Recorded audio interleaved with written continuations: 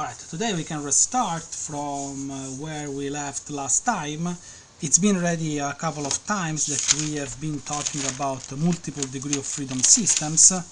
We talked about the main differences between single and multiple degree of freedom systems. Now we deal with more than one natural frequencies, we deal with more than one equation of motion, we have, we have multiple. And then we started to see the steps that you actually need to follow in order to find the solution for our multiple degree of freedom system, which means find the displacement of, in this case we saw two masses, but can be even just one mass that moves like in two directions. So the very first example that we saw is this one. We started to see this one, we saw this last time, where we have the two masses connected through one spring. And we have the numbers for the two masses, and then we have the elastic constant of the spring. So we have to find the equation of motion, the equations of motion, the natural frequencies, and then the u vectors, and then we found the response knowing the initial conditions. So we started from the free body diagram. Once we have the free body diagram, we can write the equations. Once we have the equations, we can put them in a matrix form so that it's easier to handle them. And then once we have the matrix form, remember this is the first time where we have to make this is where we have to make our first stop, because we have to check that these two matrices are symmetric. If they are symmetric, very good chance that we are on the right path. So once we have the matrices and they are symmetric, we can move on. So we can find the natural frequencies by solving this equation here. So the determinant of this quantity must be equal to 0. We end up with an equation of the fourth order. So it means that technically we find four solutions. But of course we are looking at frequencies, so we look only at the positive solutions. And then once we find the frequencies, we can look at the u vectors, and today we will look a little bit more at these vectors. And then we can finally apply the initial conditions. Of course, we have four initial conditions, two initial conditions for the first mass, the other two for the other mass. So initial position mass 1, initial position mass 2, initial velocity mass 1, initial velocity mass 2. In this case, we saw that since one of the frequencies is 0, the general form of the solution is slightly different. Of course, we are not going to use omega 1, because that omega 1 would be 0, so we have this form. And then we have these two solutions for the first mass and the second mass. By solving the system with the initial conditions, we can finally find the four constants, because there's still four, C1, C2, and then A and Phi. Once we find these four constants, we can write the final solution for the first mass and the second mass. Any question about what we saw last time?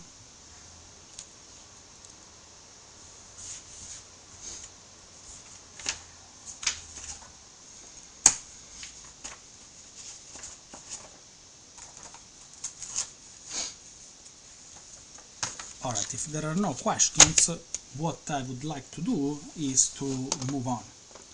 So what I would like to talk about today is, so today is 4/2/2025, and today I would like to talk about modal analysis.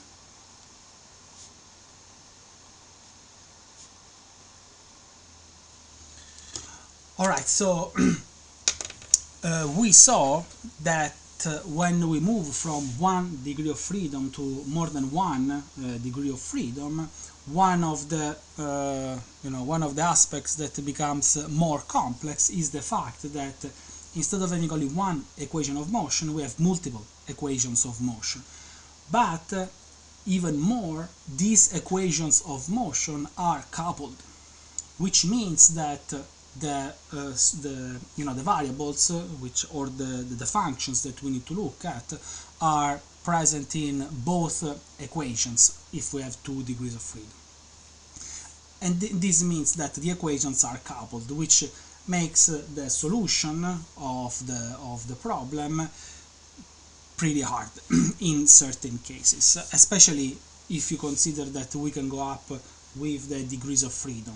Once we add 1 degree of freedom, we add one equation, we add one variable, which means we add one equation of motion, and so on. Theoretically, we can have systems with tens of degrees of freedom, hundreds of degrees of freedom, which means that we have tens or hundreds of equations of motion that are all coupled to each other.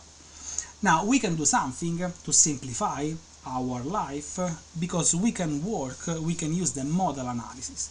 Now, the modal analysis is one way to actually decouple the equations of motion through certain steps that we are going to see soon. So these steps are kind of tedious, which means that there are a lot of calculations to do, but all these calculations are pretty standard. So once we have an understanding of how we should proceed with these calculations, then theoretically they could be also automated with some coding language, MATLAB, Python, whatever you like. But at least I would like to show you how all these steps look like, and make some practice and doing them by hand. Now, if you go on Canvas, you can find one file that I uploaded. I wrote down like a summary of all these steps, and I scanned that notes. So now we are going through the notes together to see exactly all the steps that we need to go through, and then we can make some practice with one example. So these are the notes that I wrote down. Again, they are already available on Canvas. If you can confirm, please, that you found them. Okay, perfect. So here are the steps. I summarized in 9 steps to find the solution. So, of course, we have to start from the equations of motion in the same way we have seen them so far, because from the equations of motion we can write them in matrix form, and then we still need to use the mass matrix and the stiffness matrix in order to implement the modal analysis.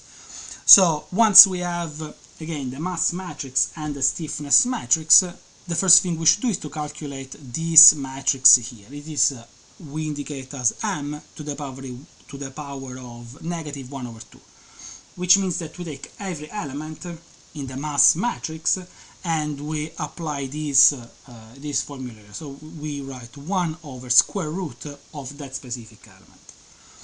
Then we work on another matrix, which is the mass normalized stiffness matrix, and we calculate that matrix by using this formula here.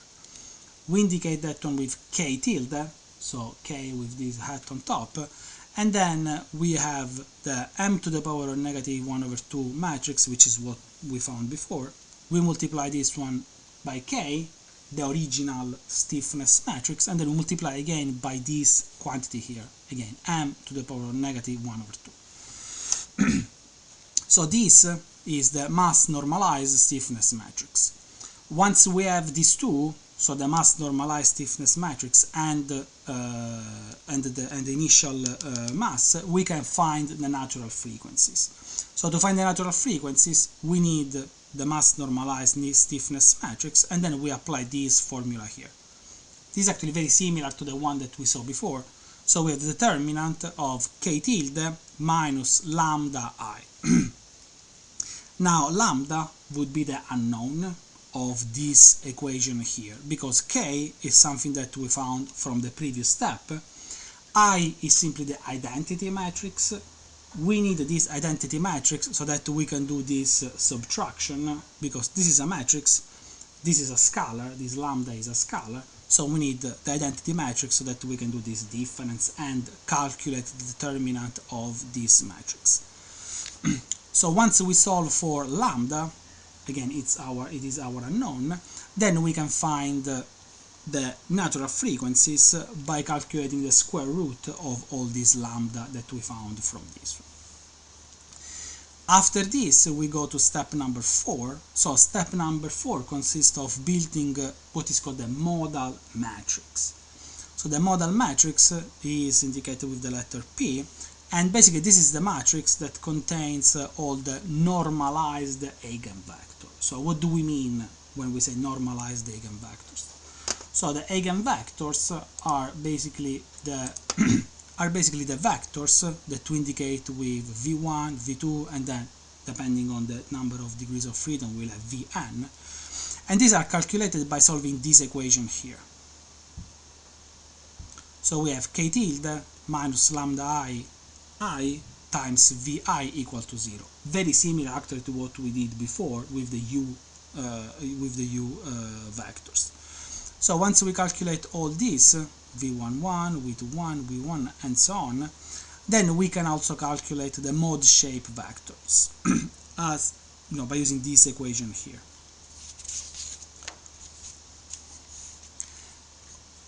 After that, we can calculate the normalized eigenvectors. We start from the eigenvectors. In this case, we call the normalized eigenvector using this hat on top, and then we calculate the normalized eigenvector by using these formulas here. So we take the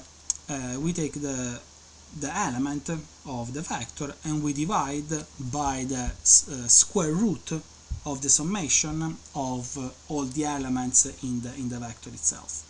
So basically we normalize with respect to the dimension of the vector.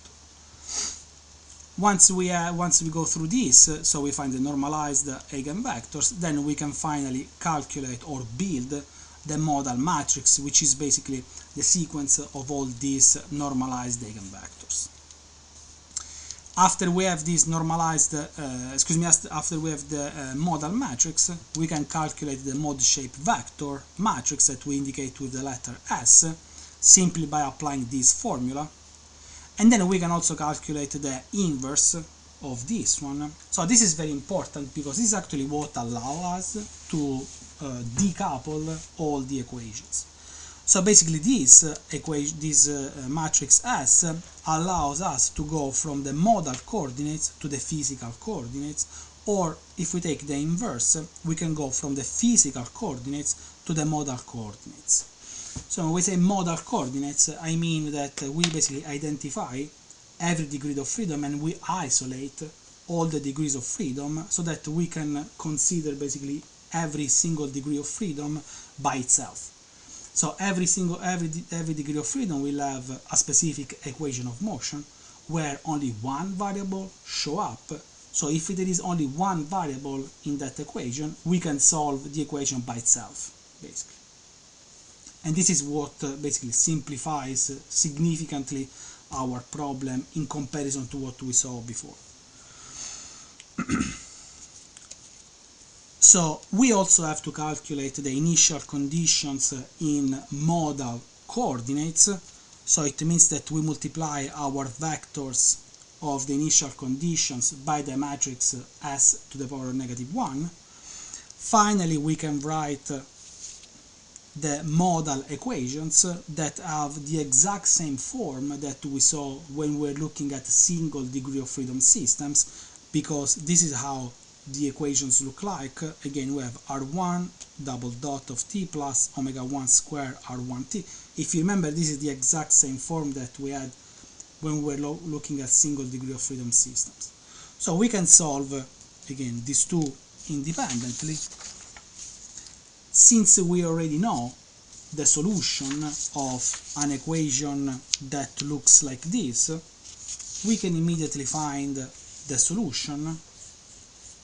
Again, of course, we already know we don't need to go through all the steps that we did at the very beginning of the semester because we already know the solution. And then once we have the solution in modal coordinates, we can go back to the physical coordinates and we have to multiply this function here. Of course, we will have, as many functions, as many degrees of freedom in the system. So we multiply all these by the matrix S so that we can find the solution in physical coordinates. Now, I imagine it's a big mess still because there are a lot of steps that we need to go through, But again, as I mentioned at the beginning, these are actually very mechanical steps that we need to go through. There are calculations to do, but it actually significantly simplifies our process in comparison to what we saw before. So again, I don't expect that the student have like a full understanding of what we went through after just looking at the steps. But is there any question now that maybe we can clarify, and then we will go to see an example.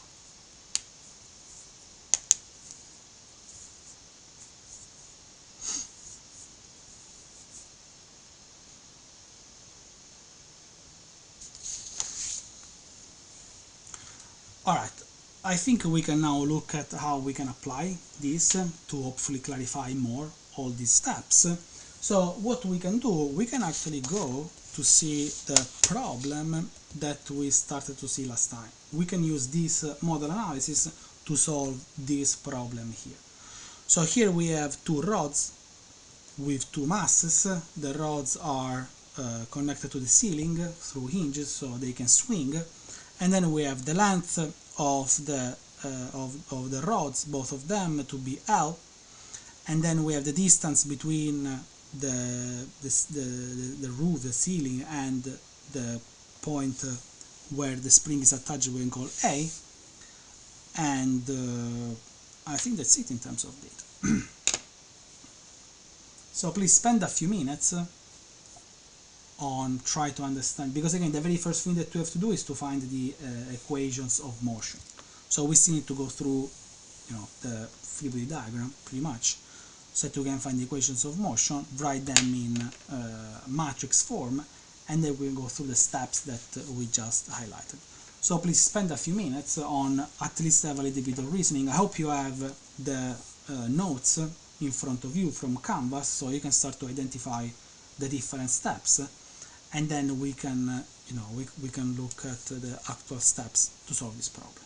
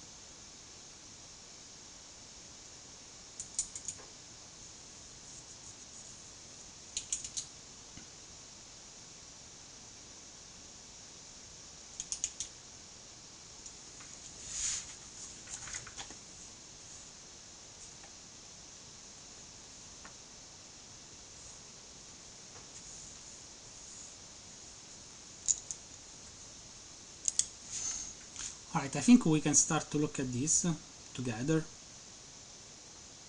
So I reported on the other page the schematic of the system.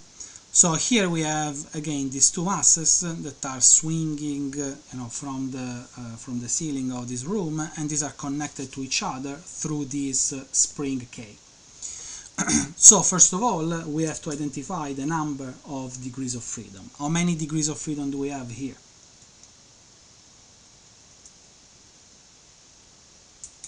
We have 2 degrees of freedom because the two rods can, even if they are connected through the spring, they can swing independently from each other. So of course there is a relation between the two, because again the spring connects the two rods, but they can swing again independently from each other. So, which means that we have to find the two parameters that we can use to describe the motion of of this system, of the two rods of the system. So, of course, this is very similar to what we saw in the past when we were looking at the pendulum. In this case, we have pendulum number 1 and pendulum number 2. So, even in this case, we can use the angle theta, and we will have theta 1 and theta 2. Theta 1 and theta 2. So I call theta 1 the one on the right and theta 2 the one on the left. Okay. So with that said, we can start to look at the free body diagram for these two masses. So let's start with the first one.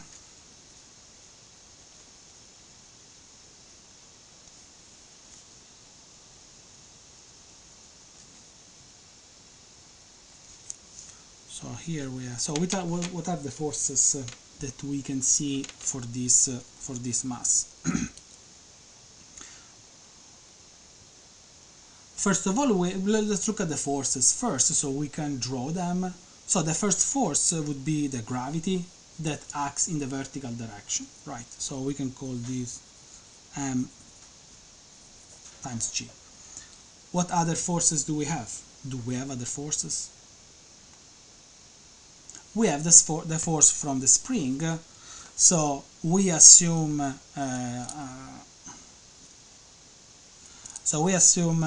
positive displacement to see what's going on the spring. So if we assume that positive is counterclockwise rotation, in this case, we have that the spring is stretched, which means that the spring pulls in this direction the rod. So we can include the force of the spring. We can call this Fk. So once we have this one, again this would be our positive direction for the rotation. Of course we have to write that summation of moments, in this case with respect to point O, must be equal to the moment of inertia, I0, that multiplies the rotation, the angular acceleration, also theta 1 double dot. We know that the moment of inertia of this with respect to the origin is simply the mass multiplied by the distance squared, so ml, because this distance is L, right?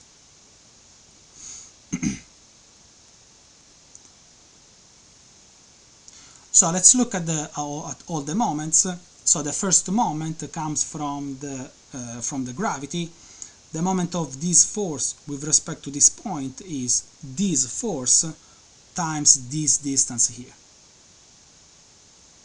And it is a negative moment because the moment of this force with respect to this point is a clockwise moment. For us, positive is counterclockwise, so we will have that the first term of the equation is negative mg L sine of theta 1.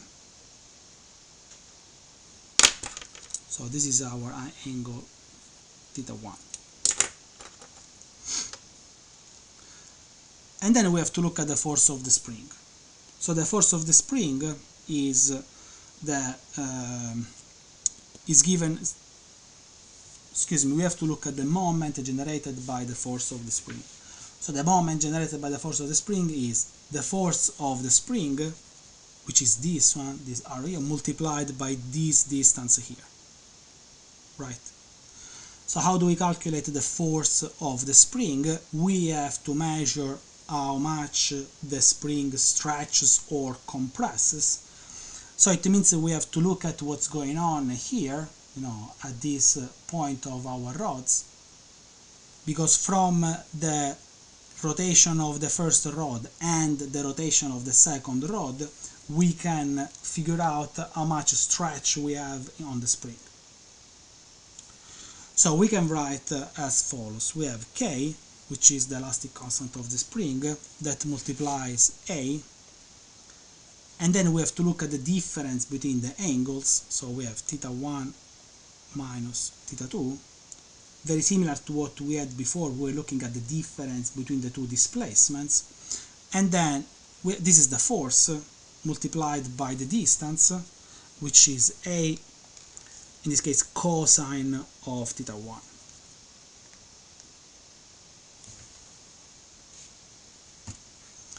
And this will be equal to ml squared θ1 double dot. So these are all the forces equal to I0 θ1 double dot.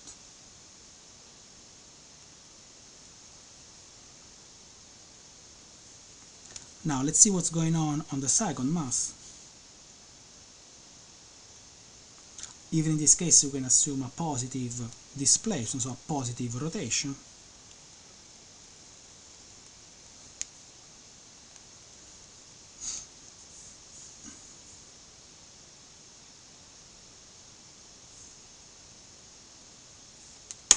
So the angle will be θ2. We still have the force, the force of gravity, so we have m times g. In this case the force must be opposite to what we were seeing when we're looking at the first mass. So we have in this case the force from the spring that goes in the other direction. We can call this Fk.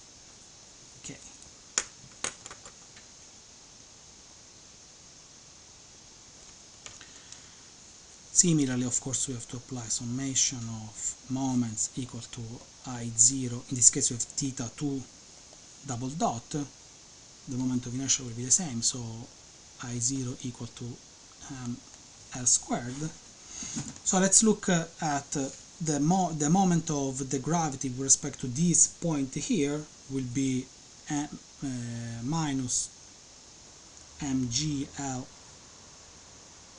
sine of θ2, and then of course we have to add the contribution of the force of the spring. In this case the force of the spring will create a positive moment with respect to point O, so we have the positive sign here, and then we have K,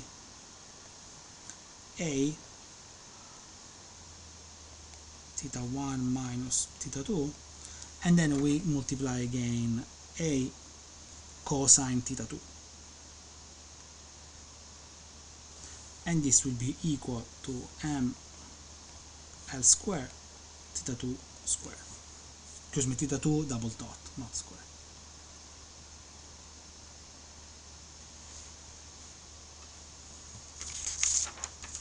Any question about how we obtained these two equations?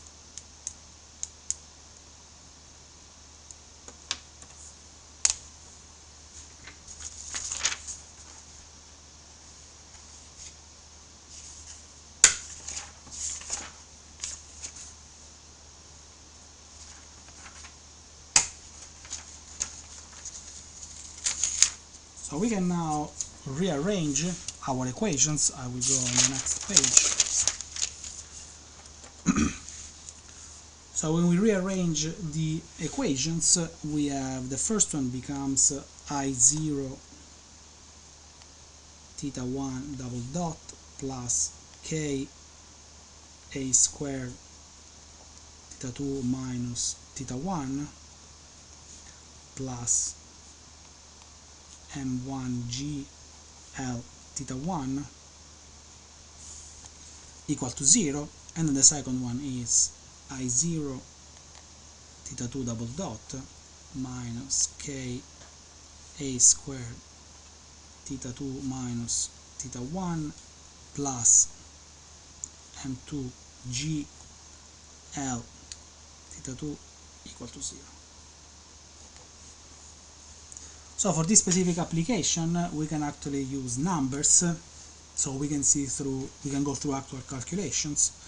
So we can have the length of the rod L to be 0.5 meters. Then we have the masses equal to each other, so M1 equal to M2 equal to 10 kilograms. And then we can also look at the distance between the top of the rod and the point of application of the spring, so we call that A, and this can be 0.1 meters. And then the last thing that we can look at is the elastic constant of the spring, K, and we can bring that one to 20 Newton per meters.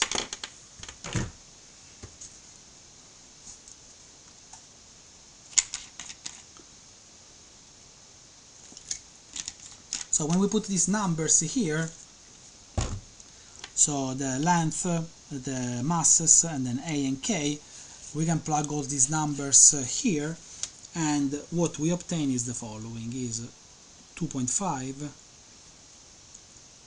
theta 1 double dot plus 49.25 theta 1 minus 0.2 theta 2 equal to 0, and then we have 2.5 theta 2 double dot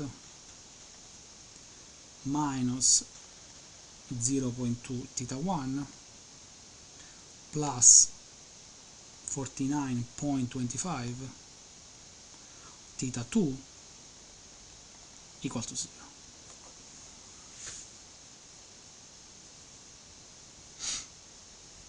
So, beside the fact that instead of using x, we are using theta, the two equations of motion look actually very similar to what we saw before when we were analyzing the two masses connected through the single spring. So, since now we have this, again, in order to use the modal analysis, we said that we have to look at the mass matrix and the stiffness matrix, so we can write this in matrix form. So we have something that looks like this. We have 2.5, 0, 0, and 2.5. This will be the mass matrix that multiplies theta 1 double dot and theta 2 double dot. And then we have plus. Now we can look at the stiffness matrix. So of course the stiffness matrix, we have to see the coefficients of theta 1 and theta 2.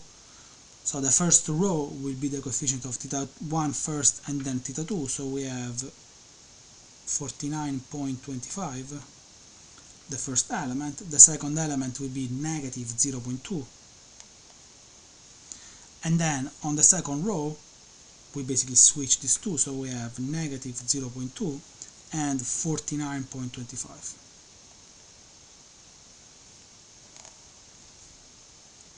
So this multiplies the displacement factor, so we have theta 1 and theta 2. And then, since it is a free system, so we don't have external forces, here we have 0 and 0. Makes sense?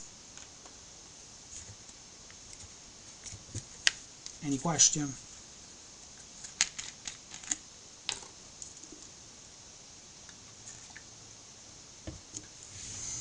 Alright, finally we can start our model analysis now, and if you look at your notes you will see that the very first step is to find the matrix m to the power of negative 1 over 2. So we said that in order to find this matrix we have to take every element of the mass matrix and we calculate 1 over square root of that element. So in our case this will be 1 over square root of 2.5. This of course remains 0, this of course remains 0, and then we have 1 over square root of 2.5. First step out of 9 is gone. Okay, now we go to step number 2. Step number 2 is to multiply the normalized stiffness matrix, the one that has the little hat on top, so k tilde, and this is calculated with m to the power of negative 1 over 2 times k times m to the power of negative 1 over 2.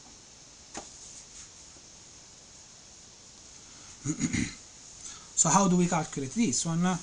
We simply need to write down all these three matrices. So we have the first one, which is, I'm going to use the next line, so we have 1 over square root of 2.5, 0, 0, 1 over square root of 2.5. This multiplies the K matrix, the original K matrix, which is this one that we obtained directly from the equations of motion. So we have 49.25, negative 0.2, negative 0.2, 49.25, and then we put again the first matrix. So we have 1 over square root of 2.5, 0, 0, 1 over square root of 2.5.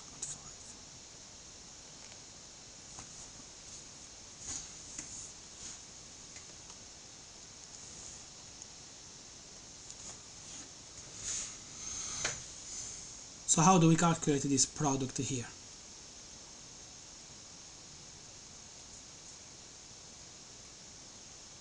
Between these three matrices.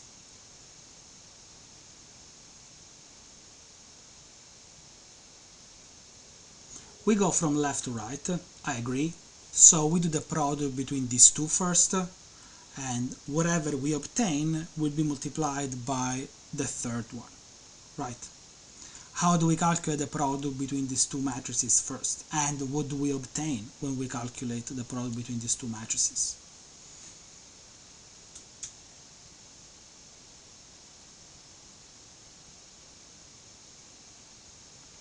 This is a little bit of refresh of linear algebra. Yes, we go horizontal and vertically, which means that we do the product row by column. So here we have a matrix that is 2 by 2, this is another matrix 2 by 2, so of course they need to match in order to do the product. So the number of rows must match the number of columns of the other one, and in this case we have same rows and same column. So since this is 2 by 2 and this is 2 by 2, the matrix that we obtain is another 2 by 2, which means that we need to calculate 4 elements. These 4 elements are given by, so the very first one is the product of this row by this column. So first row, first column means element 1, 1 on the resultant matrix. And then we have first row, second column means element 1, 2 on the resultant matrix. Then we have second row, first column, which means we have element 1, 2, so the one on the bottom left. And then the fourth one will be second row, second column, which means we obtain the element 2, 2 on the resultant matrix.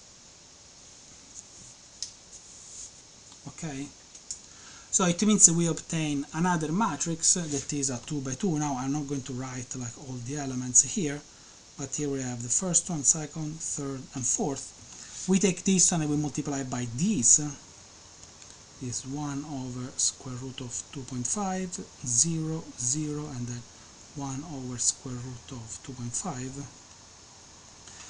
And then we do the exact same thing. So we take this row, we multiply by this column, this row by this column, this row by this column, and this row by this column here.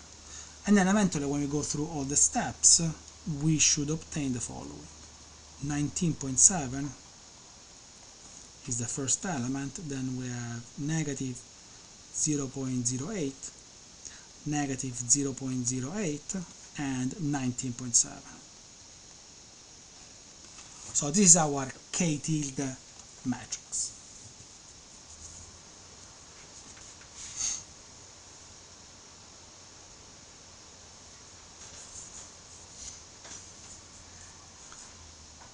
Step number 3 consists of finally find the natural frequencies.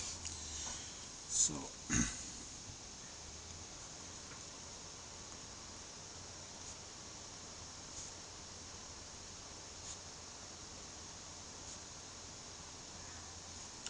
to find the natural frequencies, we have to solve the following equation. So we have the determinant of the K tilde minus lambda I equal to 0. Which means we take the matrix K tilde that we found before, which is this one, 19.7, negative 0.08, negative 0.08, and 19.7. We subtract lambda I, and then we calculate the determinant. So if we expand this one with the matrix, we have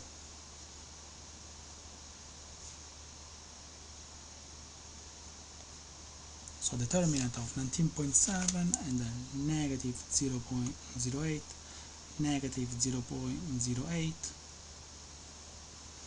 and then also 19.7, minus lambda I means lambda multiplied by the identity matrix, which means 1, 0, 0, 1, and the determinant of this resultant matrix must be equal to 0.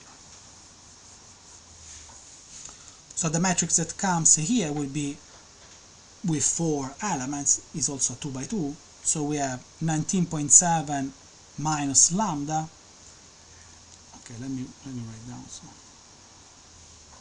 So the determinant of 19.7 minus lambda, because when we multiply this by lambda we obtain simply lambda 0, 0, lambda, and then this remains the same because we subtract 0. Same thing here, negative 0.08, and then same thing here, 19.7 minus lambda.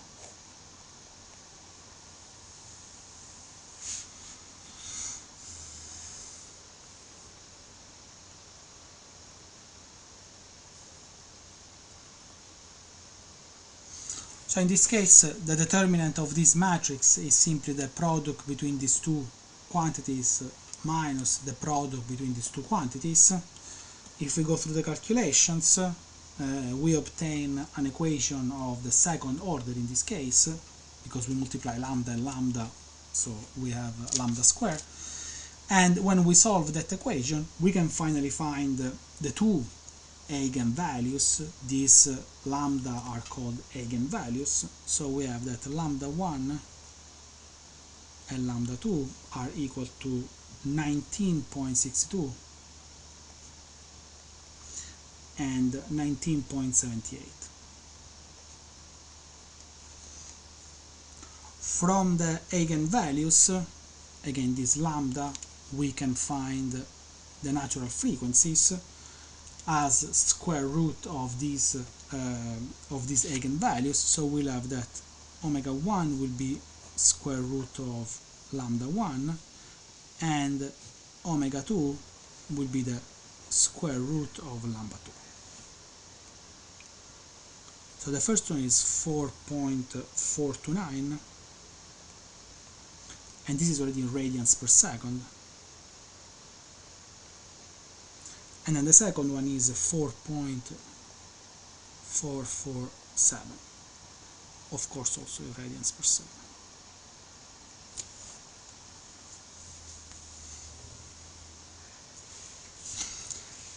The rule for which we sort the frequencies from the smallest to the largest is still valid. So here, when we have omega 1, omega 2, omega 3, in this case we have only 2 because we have 2 degrees of freedom, is the same for the eigenvalues. So the smallest eigenvalue would be lambda 1, and then we go up lambda 2, lambda 3, and so on. So in this case we have lambda 1, lambda 2, and then we also have omega 1 and omega 2. Make sense?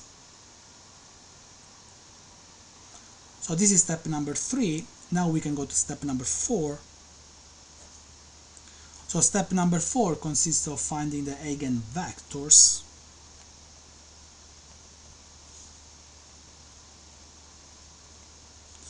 Which are the vectors that we indicated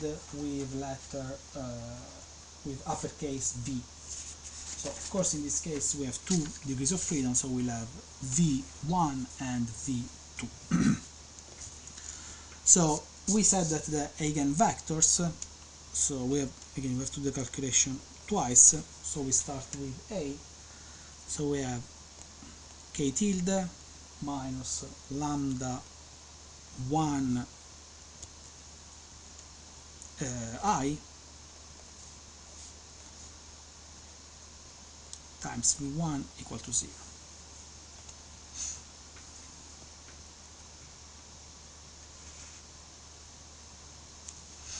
So we already have lambda 1, which is what we found here, this 19.62.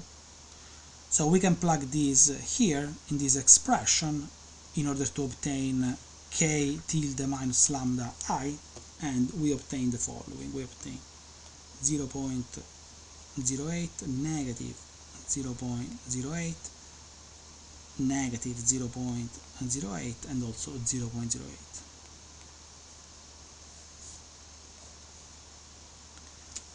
In this case, of course, we can expand this eigenvector here, so we'll have the 2 components. We can use lowercase v, so we'll have v11 and v21, and this is equal to 0, 0.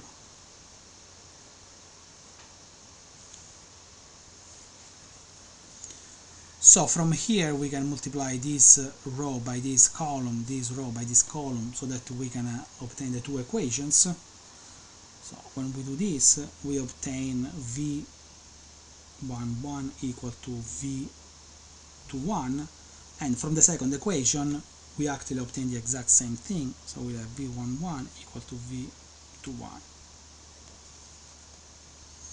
Which means that exactly like we did for the u vectors, we have to select one of the two values, and we can one of the 2 parameters, and then we can calculate the second one. In this case, it's pretty easy. If we choose v11 equal to 1, we will have that v21 will also be equal to 1.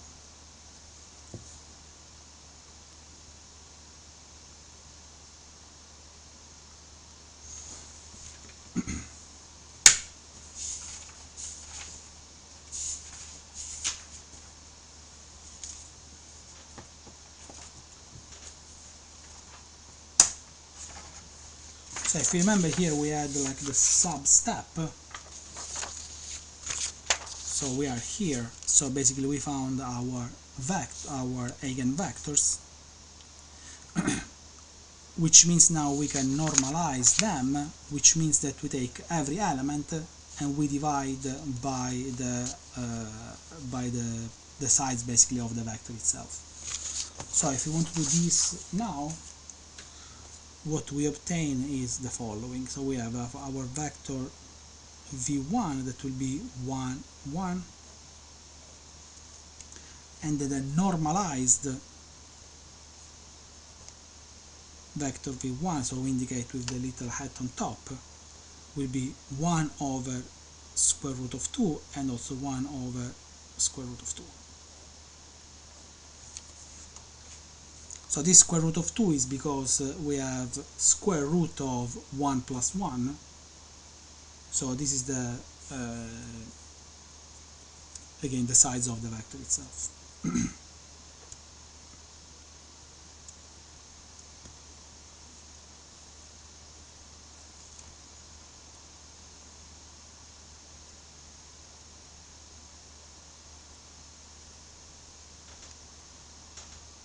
So we have to do the same with the second one. So we have b, so we have k tilde minus lambda 2 I times v2 equal to 0.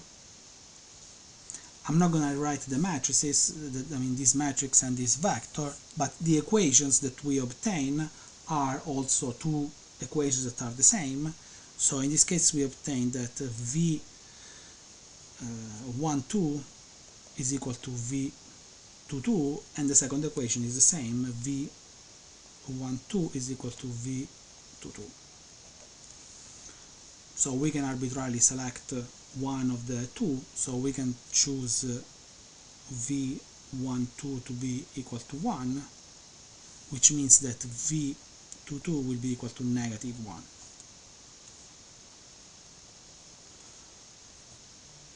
So we have uppercase v2 equal to 1, negative 1, and then the normalized version of this will be equal to 1 over square root of 2 and the negative 1 over square root of 2.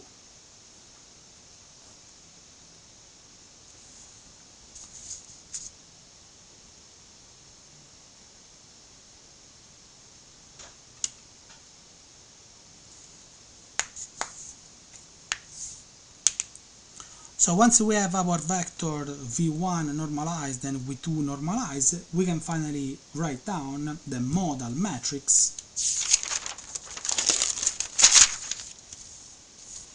P,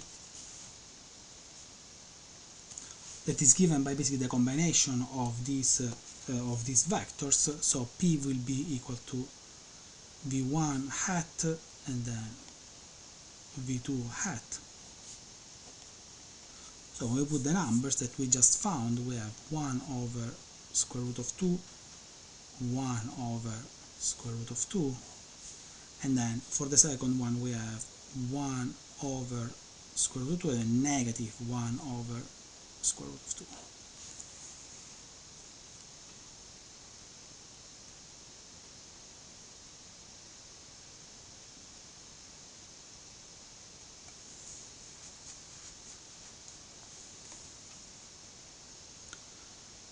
Any questions so far?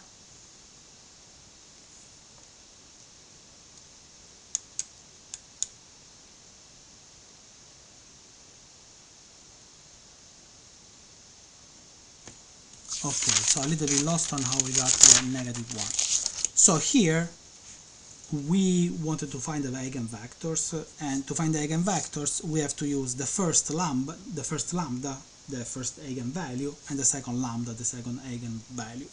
So basically I didn't write the actual steps here, I didn't write the matrix, but if you calculate this quantity here and you plug lambda 2 here, which is what we found here, this 19.78, basically you will obtain these two equations. You will obtain v12 equal to v22 and v12, excuse me, actually you're right because I forgot to put the negative here. So we have v12 equal to negative v22 and v12 equal to negative v22. So if you plug the numbers here, so actually you're right because I forgot to put the negative value here. But with the negative value, then again, two equations that are the same. Since the two equations are the same, one variable, one parameter can be chosen arbitrarily, and then we calculate the other one. But thank you for asking, because actually I made a mistake before. Are we good now?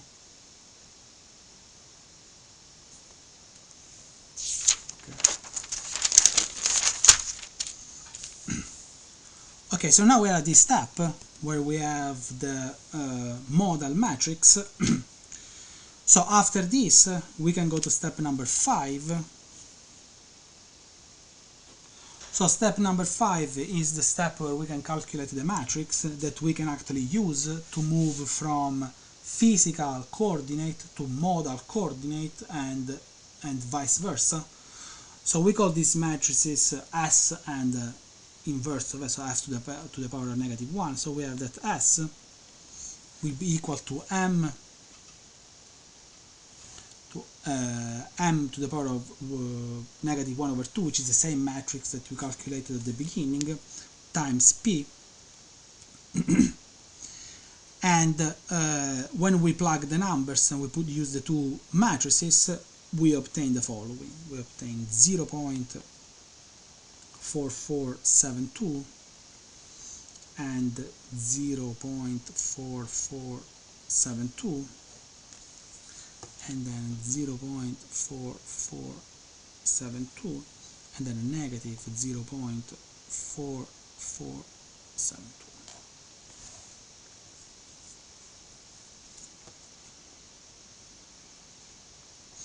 So the inverse of this matrix, S to the power of -1,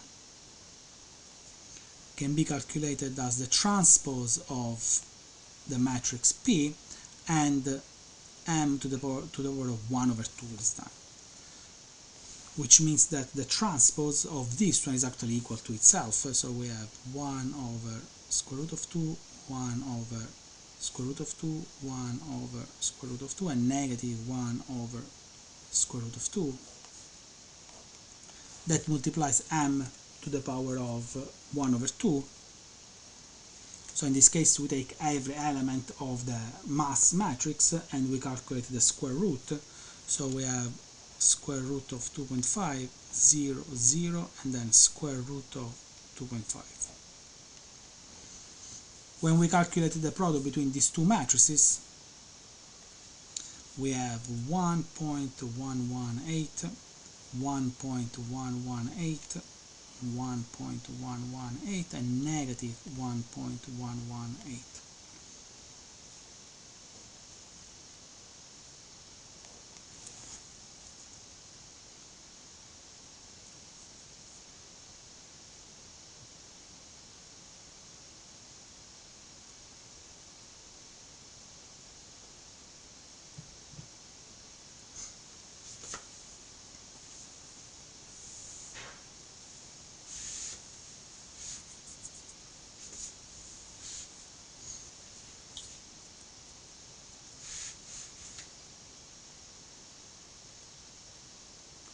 So now we can look at step number 6, and we are almost done, because what we have to find now are the initial conditions in modal coordinates. I think I didn't give the initial conditions in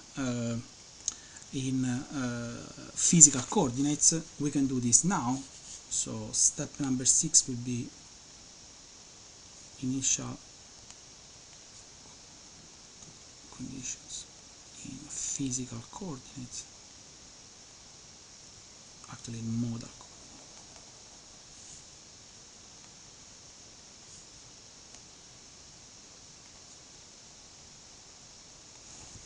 So the physical condition, the initial conditions in physical coordinates.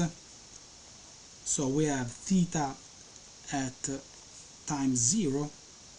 We have them as 0.4472 and also 0.4472.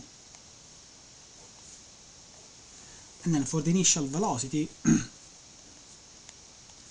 theta dot at 0, we can have 0 for both masses. Actually, these numbers will simplify our problem, again, to make calculations a little bit easier. So once we have the initial conditions in physical coordinates, so what we see here, we can write them in modal coordinates, which means that we have to find our vector r0 and r dot 0. So this will be our lowercase r0, and we found this one by multiplying this matrix, this s to the power of -1, times the initial conditions in physical coordinates, so the initial displacement in physical coordinates. So we multiply this matrix by this vector here.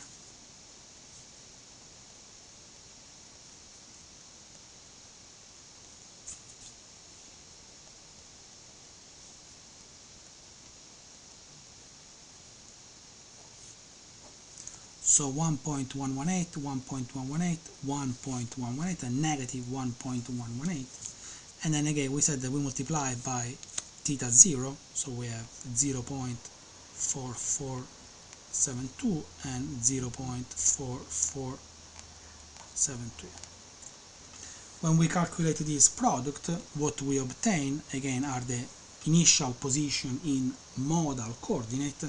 We have simply 1, 0.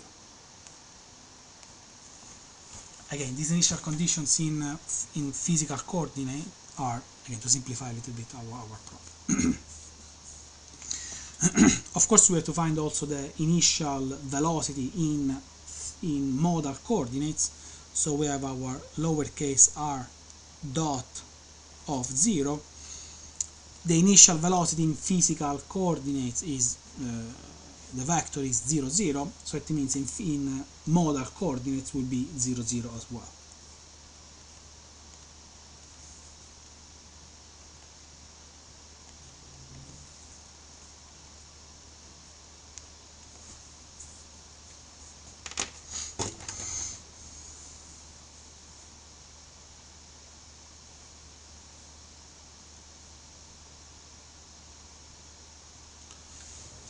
We are almost done, because basically now that we use this modal analysis, again we're able to split all the equations and make them independent from each other, so we can actually write them down. So this will be step number 7 here.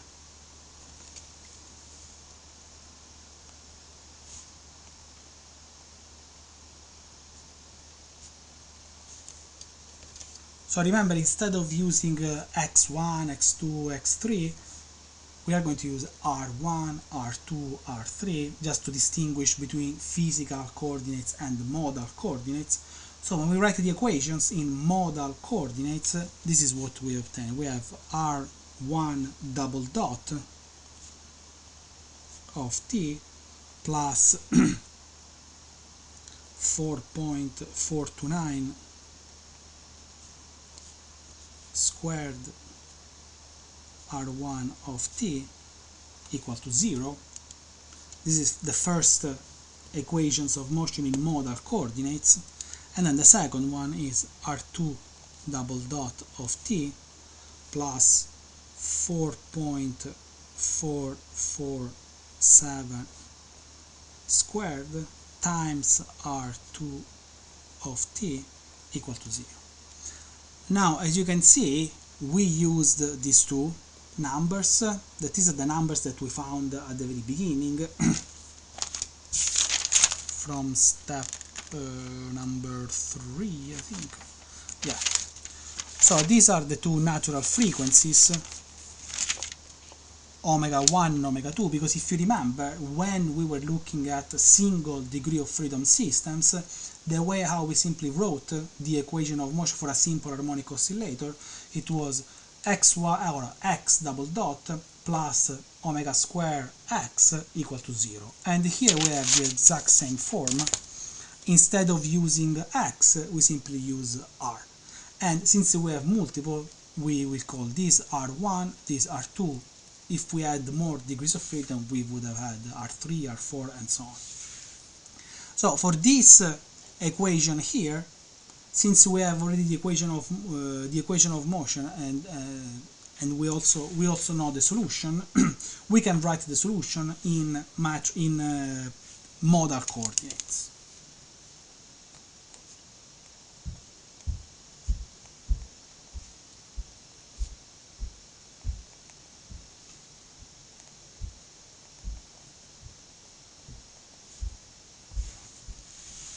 So we have our response for the first mass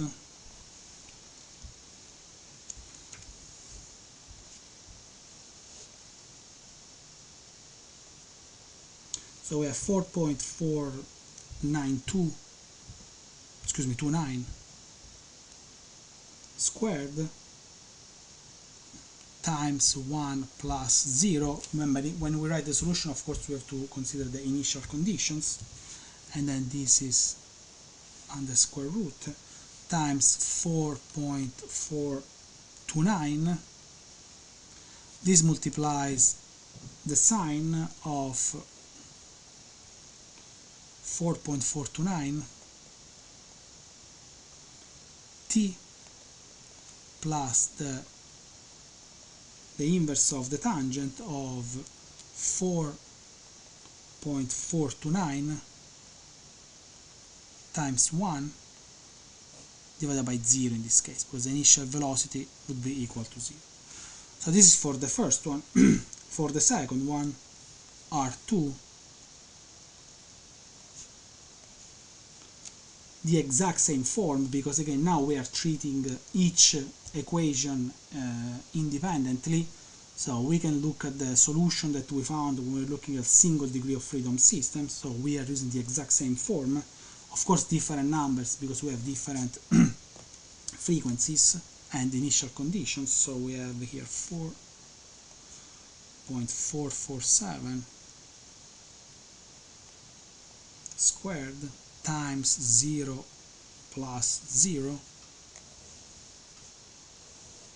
divided by 4 times 447, and this multiplies also the sign of 4.447 t plus the inverse of the tangent of 4.447 times 0 divided by 0.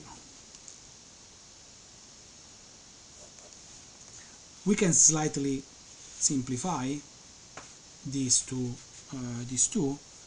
because from here this becomes 1 actually, because we have this term times 1 remains this term, under square root this is squared, so it becomes 4.429 divided by 4.429 becomes 1, so this term here. Here we have the tangent, the inverse tangent of something divided by 0, which means we are looking at pi over 2.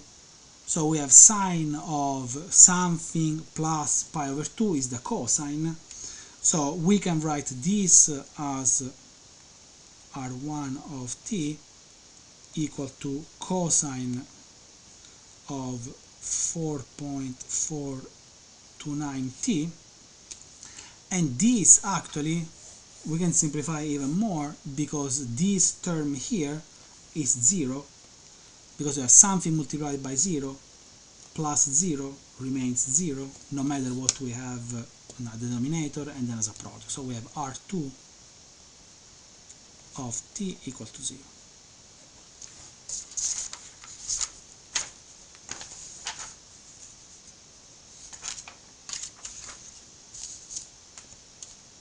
So now that we have the solution in modal coordinate, so the response in modal coordinates, we can find the response in physical coordinates. So this is step number 9.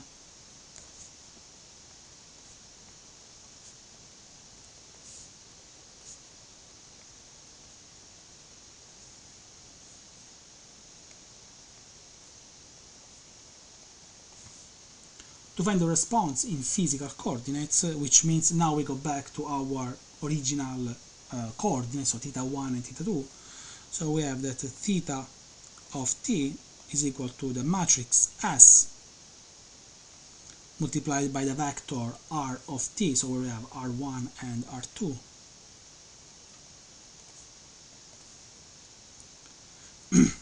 which means we have to take the matrix S that we found before, which is 0.4472, and then also 0.4472, 0.4472, and the negative 0.4472. We multiply by the vector that we found before, so we have cosine of 4.429 429t 0. So when we multiply this matrix by this vector here, this is what we obtain. We have 0.4472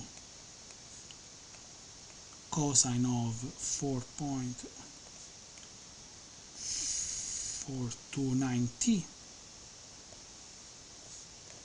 and then the second element of this one would be 0.72 cosine 4.429t.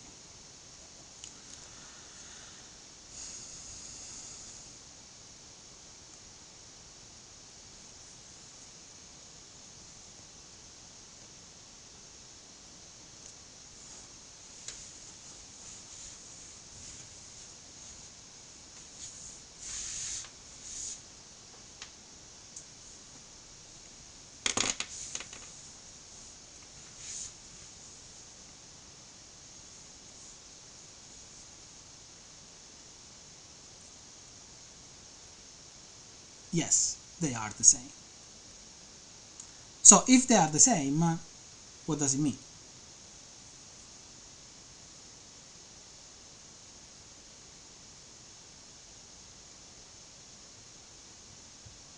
Do you think that it's just a coincidence that we obtained this result? Okay, I don't think so either. So let's look, let's spend one more minute on this. So I think what we can do, we can look at the initial conditions. So if you look at the initial condition here, we gave like the same displacement to both masses, which means that if these are the two masses, basically what happens is that we give this initial displacement and then we leave them, right? Which means that basically in this case the motion of the two, it is exactly the same, because we don't give any stretch or compression to the spring. So the spring is not involved in the motion in this case. So basically the two penduli, they swing at the exact same frequency and the exact same phase. That's why the solution that we obtain for the two masses is the same. So it's not a coincidence, but there is a reason why we have this. Makes sense? This will make it easy. But if we change the initial condition, for example, it would be enough to use, for example, a negative sign here. If you use like a positive, it means that instead of starting like this, they would start, let's say, like this, and the things will change. Because if you change even the sign, all the calculations here will be different, so you're not going to obtain like 0 for the second one, which means that the two are going to be the same. Makes sense?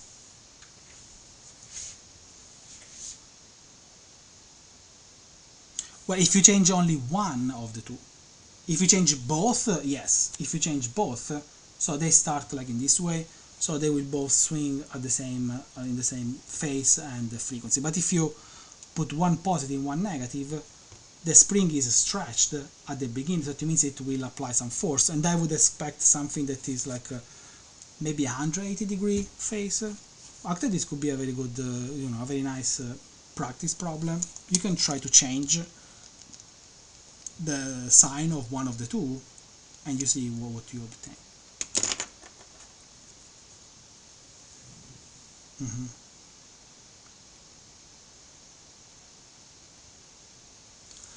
The frequency, yes, but you will have some change in the phase.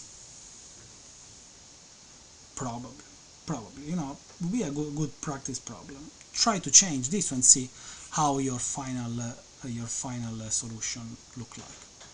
So actually, I would like to conclude with just one more thing. As you can see, it is a very tedious process, no doubt on this. However, if you think about it, we didn't make any real effort. Rather than doing some matrix calculation, the real effort would have been to find the solution for the equation of motion, which means find this solution here. However, we didn't need to make any effort, because since we already know how the solution for a single degree of freedom look like, we just took that one and we plugged all the values of frequency and then initial conditions. So again, and of course, since we deal mostly with matrix operations, we can ask MATLAB or Python to do this for us, and this will make our life much easier. Make sense? Alright, so you will find an homework, and I will put the due date in 2 weeks from now, since we have the real spring break. I don't know how to call the spring break, if it's this one or the next one, I don't know. But I will put in 2 weeks from now, from when we are recording this class, and you will see all the date on Canvas. Any question before we close?